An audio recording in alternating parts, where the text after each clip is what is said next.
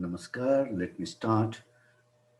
This is the second part of lecture 1B.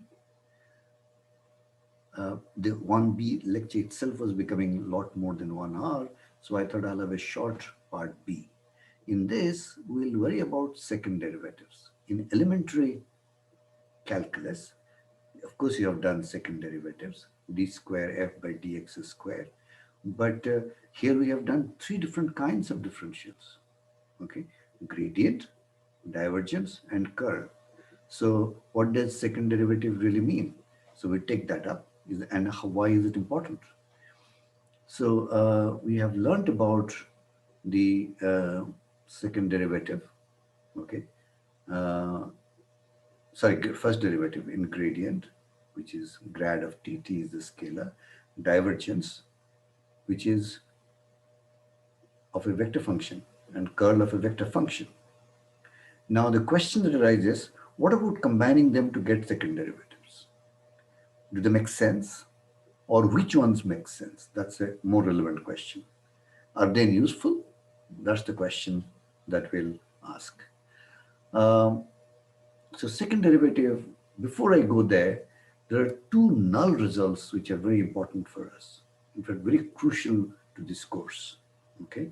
The first null result is the fact that if you have a gradient of a scalar, then the curl is 0. So no matter what is the scalar function, if you have already determined the gradient, if you try and taking its curl, then it is 0. Let's prove it. Okay, so I can prove it in my convenient coordinate system, and then so let me take the coordinate system to be Cartesian. Okay, once I prove it, then it will be true for all coordinate systems. So in this system, so I can see that del cross. In del cross I put del by del x, del z, and gradient of t is del t by del x, del t by del t z. So let me expand it. At least let me expand the first, the ith component, the xth component, which is nothing but del by del y minus del by del tz and del z del t by del y. Okay, and why is this 0? This is 0 because the order, okay, the order of um, the differentiation, because it's partial differentiation. So whether you first differentiate with z, dou t by dou z, or by then y, or first with y and then dz, it should not matter because it is partial differentiation. Okay, so I can write down, because his order, okay, of differentiation of dou by dou, okay, z or dou by dou y, okay, does not matter. Does not matter. Correct? Okay. So curl of gradient is always 0. Always. No matter what is the function, is independent of the function. Okay. So, and this you are already familiar with because you have done conservative forces in the last course. Okay. Um, so let me go to the next null result, and that is if I have taken out the curl, then its divergence is 0. Stands to reason, right? Because curl tells you about how much it is rotating. Okay, and then you ask how much is it diverging? Of course, it's only rotating. Okay, so why should it be diverging? So clearly, physically also, I don't expect if I have taken the curl out, okay, then the curls can be diverging. So that is the second null result. Let's prove it. Okay, so you can write it down in Cartesian coordinates. So this is each of these components of the curl. Okay, ith component, z component, j component, and k component, and then of course dotted with divergence. So del by del x, del by del y, del by del z. Okay. Now what is this? We already know that the order does not matter. Okay. If the order doesn't matter, then you can see here that del az by del x, okay, is del by del y minus, it should not matter. So this and this will cancel. Similarly, del ay del z by del x and del ay del x by del z, this will cancel. Similarly, this will cancel. So each of these terms cancel. Okay, and hence, okay, it must be zero. The reason is again the same. Okay, because partial differentiation, the order does not matter. All right. So divergence of curl is always zero. Always. Okay. So it's always. So these two null results are very, very important. In fact, one, both of them I will apply to two of our most important fields, E and B. Okay. And then just as a mnemonic, I call it both doc and cog are zil. Okay. Doc meaning uh, uh, that is divergence of curl or curl of gradient are zil. Okay. It's so important that it should be mnemonic. Okay. The second derivative, okay, can also have is something called Laplacian. Okay, let's do that. So that is, suppose I have taken a grad of a scalar function t, then this is this, okay. And then how about I take its uh, divergence? Divergence of A is in Cartesian system, that we can write down is the x component and this is a summation. Okay, and this gives rise to a scalar. Okay, so this I first get a vector function by grad and then take, and instead of A I replace it by grad of t. Okay, then what will happen? I can say that this is my the del operator dotted with my grad is my grad. Okay, so and that would give rise to nothing but the second order partial differentiation of each of these summed up. All right, and this quantity is now called the Laplacian of the scalar t. All right, so and we'll and show it as del square t.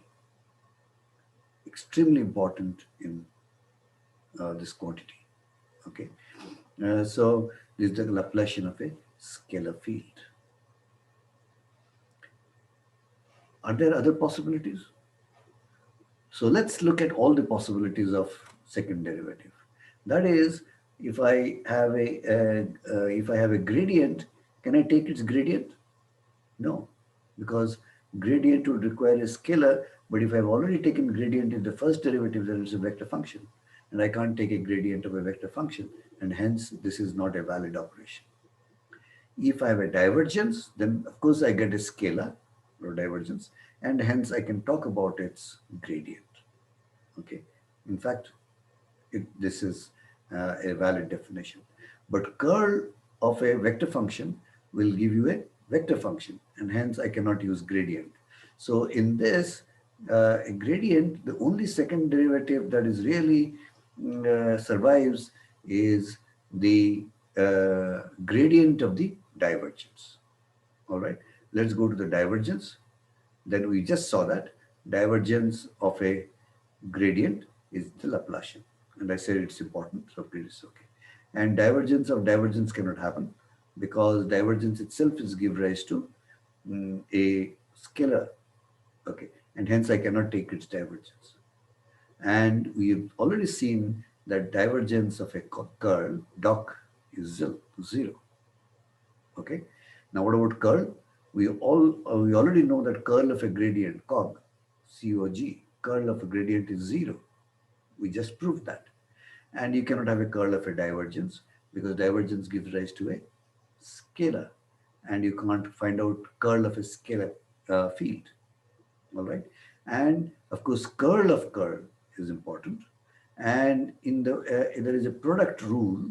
Okay, um in the sorry.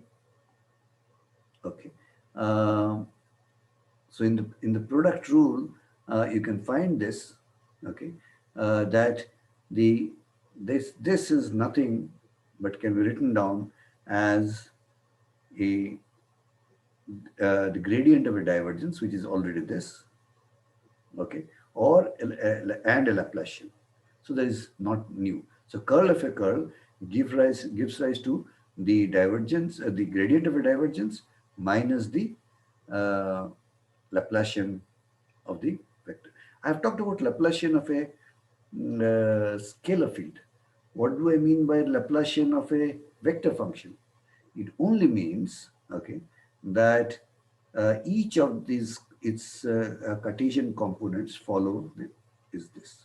Del square V means it is three equations, okay, that is del square V, del square Vy, and del square Vz, okay, which is the same as this.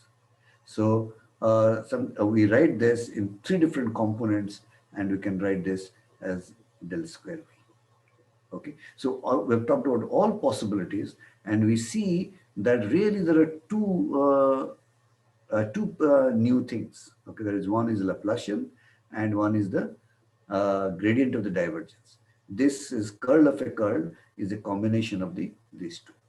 Okay, so that exhausts all possibilities that you could have through combination of uh, second derivatives. All right. So let's take an example of a rotating fluid flow. Uh, Suppose a fluid which is undergoing pure rotation. Okay. So then we know that V everywhere is, let's say, constant. Omega is a constant. Okay. There is angular velocity cross R. This is the linear velocity. And suppose, let's say, omega is a constant and says in the k direction. Okay, so V is in omega R, and so I can find out divergence of V. Okay, in this case, divergence of V, we already know that divergence, this is omega cross R, divergence of V will be 0. All right, because it's only because pure curl. All right, uh, so there is a product rule 6. Okay, in your book. This can always be proved, but I think we'll only use it. Okay. So divergence of A cross B is B dot the curl del cross A, okay, minus A dot del cross B. So I'm just applying the same thing. So that becomes R dot. I'm just applying omega as A and R as B. So R dot del cross omega, but this is a constant. This is a constant, and hence this is 0. All right, and we know that R has only divergence and no curl. It's okay. So this is also 0, and that is why, okay, this is 0. So applying of product rule 6, okay, and then see that each of these terms becomes 0. One is because omega is constant, the other is because del cross has only divergence and no curl, okay, and hence this del dot V is equal to 0, okay, for rotating fluid.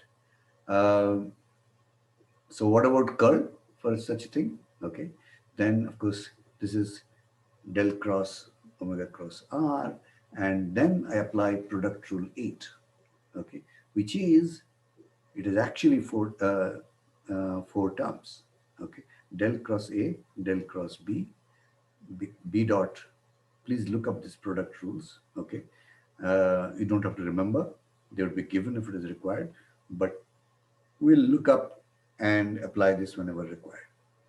All right, so B dot del del operator acting on A dot del operator acting on B, A dot divergence of B minus B divergence of A. Okay. Now, so I just apply again, A is omega and B is R, and then I go through this. All right. So, and what would be? This would be 0. Okay, because omega is a constant, and I'm trying to figure out its partial differentiation with respect to this. Okay, so each of these terms is really x, for example, x by del x. Okay, I plus this term. Okay, and similarly y del y j plus z del z of k. Okay, so this as omega is a constant, so each term is 0. Okay, now let's go to the next one. Next one. Okay, omega dot del r. All right, and then omega. So this term also, divergence also becomes 0. All right. So this also is 0. So I'm left with these two terms. These two terms, of course, that can be there. So this term and this term is 0 because omega is a constant. So I have picked up only these two terms and put in here. Okay. So, and this is the only term that survives for the first term. Okay. For the first term is, of course, omega. Omega is in this direction. Del z k by del z. Okay, because it's r, only the z term is surviving, and we know that divergence of r is 3. We have done that. So 3 omega. Now what is this? This is minus omega. So this is really 2 omega. So thus, if a fluid experiences a pure rotation, that's what we are proving. Okay, if a fluid experiences pure rotation, the divergence of its velocity vector is 2 omega. Okay, so we have seen that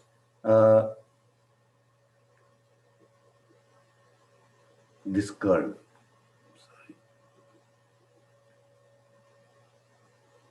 the curl of its velocity vector is 2 omega and divergence is 0. So for a pure rotating fluid, divergence is 0 and curl is 2 omega. Okay, this is an example of pure rotating fluid flow. Okay, now let's say, suppose there is an irrotational fluid, there is no rotation at all. Okay, let's look at that example. Okay, so then is irrotational meaning the curl is 0. Okay, the vector function. If curl is 0 everywhere, the vector function can always be expressed as gradient of a scalar field. All right, so let the corresponding scalar field be f. Okay, then I can always write down v is gradient of f because curl is 0. Now if the fluid is incompressible, which means the density doesn't vary at different places, and has no sources or sinks in the region, okay, then as divergence is also 0. Okay, and hence I can write down that if there is no sources or sinks, okay, then divergence of v is 0, which means, and v can always be expressed as a gradient of a scalar. Okay, so then the del or the divergence of the gradient is 0, which is nothing but Laplacian is 0. Okay, so for irrotational fluid flows, all I need to solve is the Laplacian, or it's called the Laplace equation, with the necessary boundary conditions. It's very, very important. It produces all kinds of solutions which are called either steady state solutions or harmonic solutions, and gives rise to a whole discipline of mathematics, okay, uh, to solve the Laplace equation. Uh, so this is the Laplace equation is valid for an incompressible irrotational fluid flow with no sources or sinks in the region. It is zero. Just as an example of where this second derivative comes in and uh, describes the phenomena. Of course, we'll use it. Okay, we will not learn in this course how to solve the Laplace equation in mathematics as in mathematics courses in other courses, but we'll encounter the conceptual foundations required to understand Laplace equation in a later chapter. In fact, in the next chapter itself. Now, what is the significance of the Laplacian in science and engineering? Actually, it's there everywhere. Okay, name the phenomena and it is Laplace equation. Heat equation, diffusion equation, where concentration gradient of substances, liquid, of atoms is a diffusion equation. Okay, that involves Laplacian. The wave equation, okay, wave equation is second order in space and first order in time. First order single differential in time. Okay. Sorry, wave equation is both second order in space and second order in time, whereas heat equation and diffusion equation are second order in space but first order in time. Schrodinger equation is something like gives rise to diffusion wave equation solutions, but it is more like diffusion equation except that it admits complex solutions. Then it becomes a Schrodinger equation, but all the same involves the Laplacian. Poisson equation we're going to study in this course itself. Okay, that is del square V is equal to minus rho by epsilon naught. Napier-Stokes equation is an extension of the energy conservation or the fluid flow from Newton's equation, and it's there everywhere, from blood circulation in human body to rocket design to airplane design to ocean currents to the magnetohydrodynamics inside the Earth's crust or any star. So basically, you can almost all disciplines of science and engineering and technology, okay, and certainly all of your UG and PG education in science and engineering will involve Laplacian, okay. Uh, so the spatial case of the Laplacian being zero, then it's called the Laplace equation. Okay, this is called the Laplace equation. Okay, and that is also as significant as I've just referred to it. Okay, so with that, let me conclude the lecture 1B in part 2 also, and I'll make two just, which I've already been saying that, but make two such comments.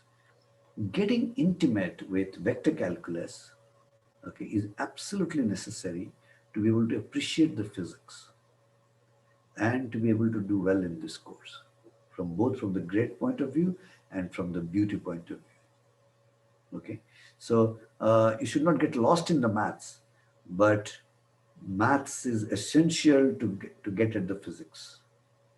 All right, so that is the spirit in which we do maths in this course. Okay, so but do not try to cram or commit to memory any of these results. Okay, that is remembering the formula by simply by memorizing it. Don't try that. They should become a part of you just by virtue of frequency of use during the course. You use it so many times in the course of solving problems that it becomes part of you. Okay, and even after long after the course is gone, a faint memory of their existence will be there with you, and so that you can look up whenever the need arises. That's the idea. So we'll do in the sufficient rigor that it goes into your bloodstream in some sense. Okay. Uh, so that's the end of lecture 1B. As I always say, into it, solve, and enjoy. Thank you.